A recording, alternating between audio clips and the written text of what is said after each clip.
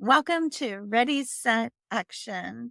Today, you're joining Christina Whitmer and myself, Deborah Horowitz, as we tackle the topic of the art of micro influencers and building that brand partnership.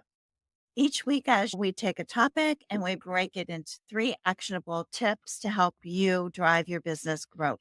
So today we're discussing the hows and the whys of the importance of brand partnerships and leveraging micro influencers. So settle in and thanks for joining.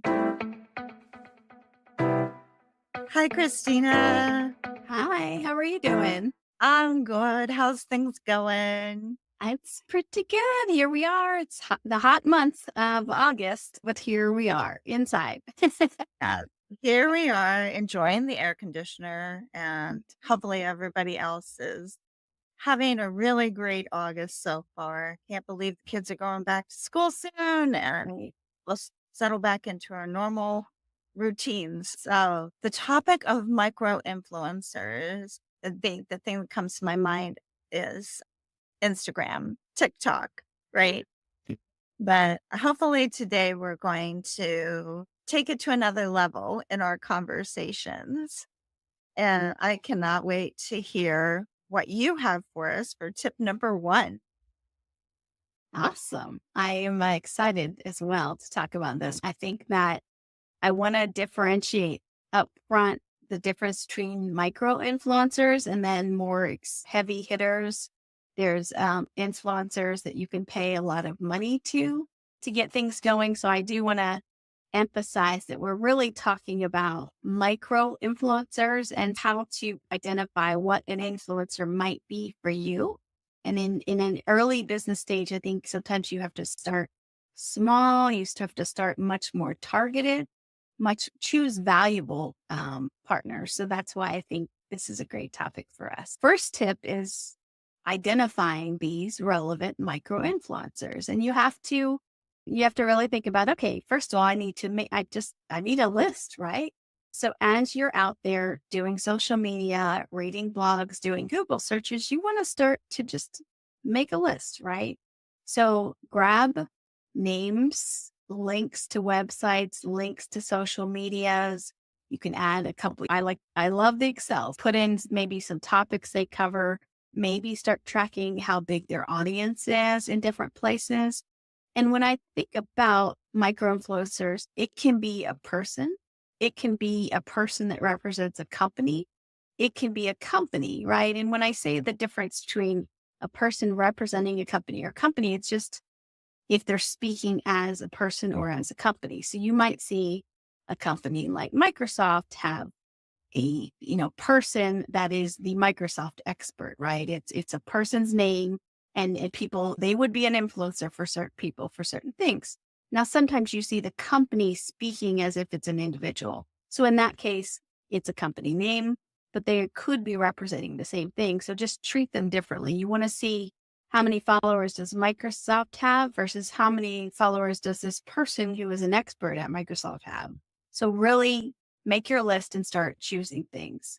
So finding them, you want to start using social media hashtags. For example, especially, I know we use LinkedIn a lot. LinkedIn's a good one. Obviously, Instagram, all the social platforms do it. Just search for keywords, right? Honestly, it's probably not something you do a ton because sometimes when you're on LinkedIn, you're in your zone, you're in your feed, you're in your messages. But take a search for keywords or hashtags that are relevant to you. So for me, it might be marketing expertise or content marketing or marketing automation. Like I could choose these words that are hashtags. Marketing is fine, but it's so broad that it's better if I start to get a little deeper. And the deeper you get, if you stop finding people, then you need to just back out a little bit, right? And get a little Yeah. broader. So if I look for content marketing, I might start and look at people who talk and use that hashtag, right? Companies that talk and use that hashtag. I start to look at opportunities. And then you start to see, so make your list and put these in. And so then you start to look at these people and you think, okay, do I like their style, right? Are they friendly? Are they professional? Are they fun? What style makes the most sense for your business? So that's when you start to look at, okay, you got these people, and maybe you have a column that just has 4 types of styles: ultra professional, expert, fun, persuasive, or salesy, right? So you have sort of these things and you want to understand what makes sense to you. So you got these buckets, and then start to look at, like I said, you can look at followers, you can look at how often they post, you can look at some of their recent posts and see how many comments or likes they've received, kind of get a sense of how engaged they are. And this is where you start to develop your platform of whom can I target? Who can I reach out to? So that's the gist of that initial stage. And I will remind sort of us and you guys at this point is that you're going to be trying some things out to see what kind of traction you can get. You might tag one person or talk to some person and you might not get much of a response, or you might tag someone and talk to someone, you might get a lot of response. So you start to understand who's the best partner for you, that it's a give and take. So let's say you have an article about social media or whatever it is, then you might say, okay, I'm going to tag this person because I'm referencing something they said. Like, you have to be creative with how you start to bridge some gaps. And I know we'll talk about that in just a little bit, but that's the first thing is this list. Who do you talk to? And I would encourage you to get a nice list of 20 people and companies so that you could start to go through. And as you get there, you'll start to see other names, other people, other companies, and you'll start to put them on the list and see where the opportunities are. You want to help them and you want them to help you. Any thoughts on that one, Deb? No, I totally agree. I think in my business, because it's talent acquisition consulting, I probably would skew more towards the brand partnership scenario as opposed to the micro influencer, Mm-hmm. because the brand partners have influence as well. They're Mm-hmm. probably already connected to clients that I want to become connected to as well, and can either make introductions or provide visibility in different ways so that I can break into those areas. So I think I look at it in both sense of leveraging those two in unique ways, right? Going into tip 2, I think tip 2 is craft the compelling partnership proposal. Everybody's always tuned into WIIFM. What's in it for me? And when you've identified those potential partners, and you also identify the type of partnership that you want, which you just alluded to in this transition, was, do you want a product sponsorship partnership? Do you want an affiliate marketing sponsorship, which is what I was talking about? Or do you want to co-create some content together and leverage both of your followers to build a swell and buoy the tide up a little bit for both of you? And so I think that it's important for you to understand how you're going to approach them. What is your offer to them? And where are you comfortable playing in that space? And then how are you going to reach out to them? If LinkedIn, then would be acceptable to send an in-mail. Maybe you could use the video feature on LinkedIn to send them a video message. However you feel you're going to stand out in your proposal to them. And then you want to start by being concise, but also telling them your story. Really get them to understand what you're all about as an organization, a brand, and get them interested and intrigued to learn more about a partnership with you. And if you've got a mutual connection that can help you make that introduction, that's bonus points. Go for it. Get them to help you. That's what LinkedIn's all about. And then as you're telling your story, make sure that that you're very clear on the type of partnership you're seeking and the benefits of what that's going to create for them and offer them, whether it's more visibility to people that they're not currently reaching because you have a separate list of contacts that you can bring to the table, If you want to get them involved in a webinar with you, how is that going to benefit them? The exposure, the access to the video afterwards so they can do their own marketing and use it. What are those things that are in it for them? And then when you set up that initial call, I think it's important to set up those clear expectations and deliverables. What are you going to deliver to them? What are they going to be delivering in return? And what are those goals that you want to achieve together as a result? And make sure that it's two-sided, of course, right? And everybody's getting something out of that partnership. That makes sense. I like So that you said the webinar one because it's a nice one. Webinar used to be so very specific and so limited. If you ask me, like you had to have a webinar and hopefully everyone shows up at that perfect time and that perfect place. And then it's done. You might get a recording, you might get some things, but nowadays a webinar is its own content source that it can be repurposed over time. So I like that. anything that's going to have legs and longer shelf life for the two of you, I think it is really an important part of that process that you have to take a look at. I have two other thoughts that you triggered too. Is that one is I've seen some of these work in the past. Is one is like a survey or some type of white paper or research type paper, especially survey related.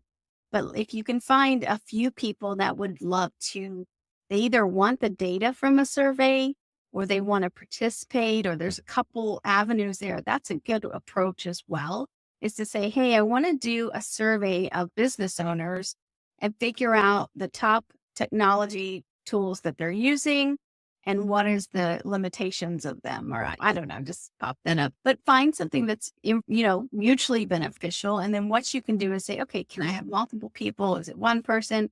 And you can start to go down your list and ask these people, hey, and you have to say, I'm going to do this. I'm doing this thing. I'm doing this survey.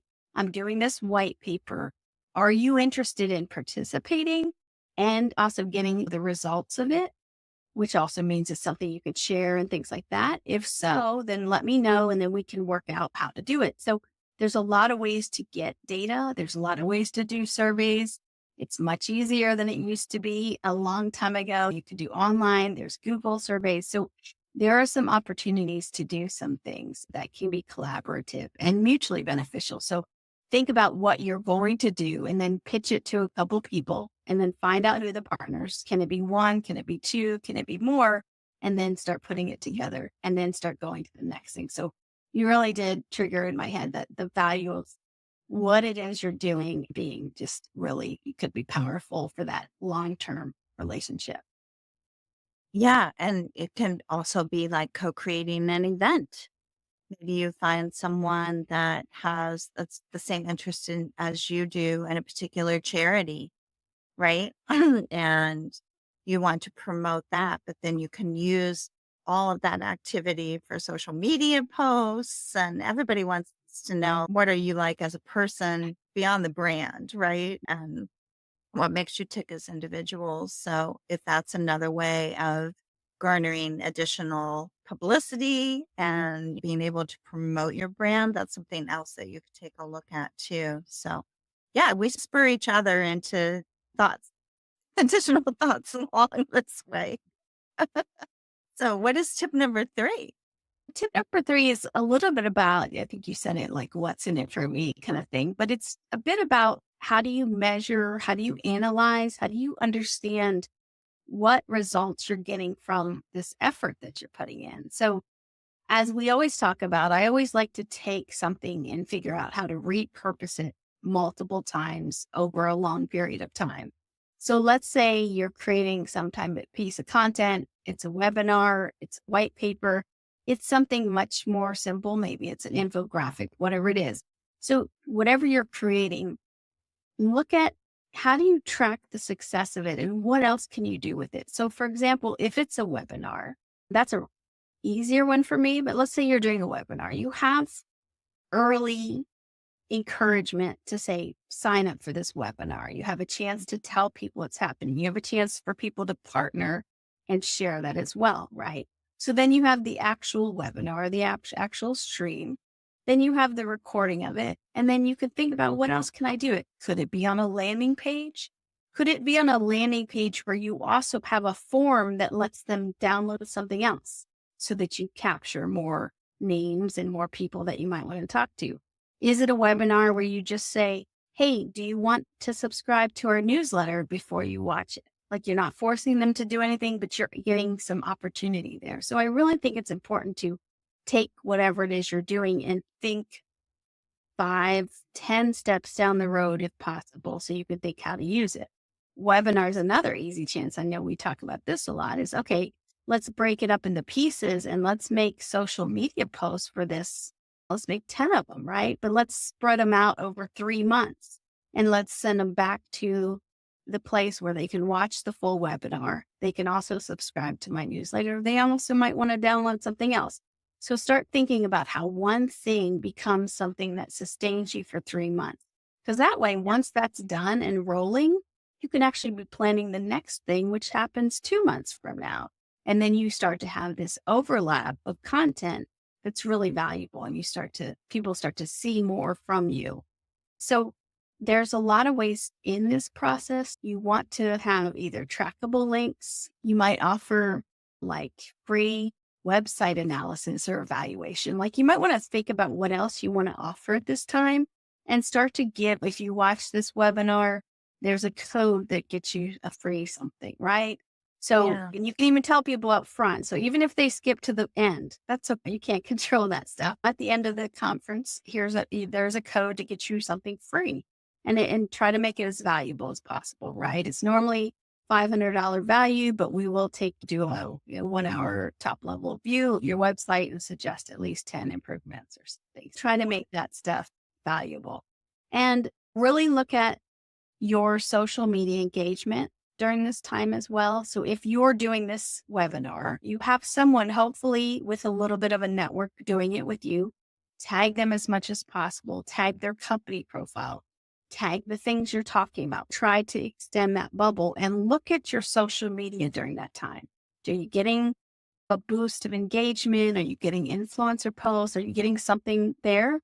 And don't hesitate to ask your partners to read and acknowledge and share after you post, because unfortunately, social media it's just a timing challenge sometimes. But send the link out to people, ask them to engage right then, and make a plan that you're both going to help each other with this. And then just look at website traffic, any other sort of things that might happen over time that would give you a boost. Curious your thoughts, any other like trackable or what's in it for you things that you think to watch out for? I don't know. I think from the what's in it for you, that kind of goes really to the core of your brand and what it is you have to offer that partnership. So I think you have to just be very specific about what it is you're willing to do for that other person. And is it going to be more of an investment of product or time or some dollars, right? When it all comes down to it at the end of the day. And then you can't really make a decision about its success without the tracking. Yes, try to develop as many different ways of getting that information, that content out there so that you can do the evaluation and have an accurate analysis, because it's not necessarily fair for you to just be looking at a short window of time, especially on LinkedIn. I see content that I have posted and I'm still getting reactions like a week or two later, because that's when I've fallen into their feed. So you've got to be able to calculate how long are you going to be looking at this tracking to really come up with a good analysis of the value that it created for both parties. That makes a lot of sense. I think the only other point I have is touches on you honed into the more formal relationships, which I do love because it's a clear setting of what you're doing, what I'm doing, what the expectations are, and very clear about what we hope to get from it. And sometimes, though, as you test these things, you can start getting into someone's radar online and on LinkedIn. At some point, you can sometimes email and messaging and things, you may find that certain people are less responsive. But sometimes if you really think it's a good fit, you can start to just get into their conversation habits, be supportive, comment on their posts, share their post, message them. You're actually building rapport even before you reach out. So Yeah. maybe just depending on the person, look at your timing for that and think about if it's somebody that's worth a little bit more effort, maybe just start communicating directly, or I'm sorry, just be in that social conversation so they'll start to recognize your name and they'll start to see value, especially if they're responding. That may be someone you want to then double down and reach out again via email or messaging and things. Yeah. And I think for brand partnerships, I look for partners that are providing complementary services to Mhm. what I provide. And that way we can add value to each other's clients along the way by bringing Mhm. in an expert that does something totally different, but still complementary, still in the realm of like talent acquisition or HR consulting from my standpoint Right. into conversations where it's certainly something I'm not going to be able to offer them, but I have a resource that I feel that is a trusted resource that I could offer to my client.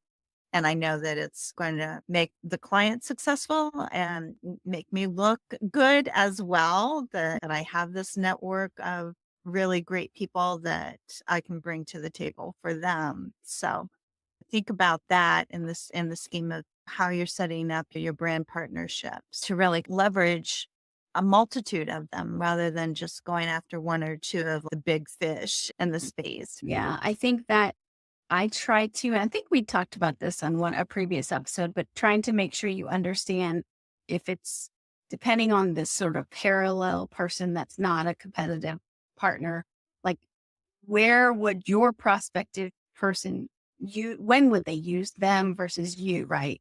Would they use you and then they need them? Is it at the same time? Do they use the other person first? And then somehow as their business grows, they need your services. So understanding that flow is important too, because Yeah. you can understand, would you be shifting people back? Like what makes someone go either back and forth or is it at the same time? I think it's important to understand that as well. So Agree. Yeah. Agree. awesome. Always good to talk to you. Anything else you want to add? I think we're at that magic mark and just thank you all for joining us today. As always, we'd love to hear your thoughts and comments. So drop us a line, engage with Christina and I on LinkedIn. Obviously, that's where we're spending most of our time these days, but also tell others if you like the content and find us on our podcast as well. Absolutely. So I just thanks again, everybody, for joining us. Definitely next week, Ready, Set, Action. It's Deborah Horowitz and Christina Whitmer.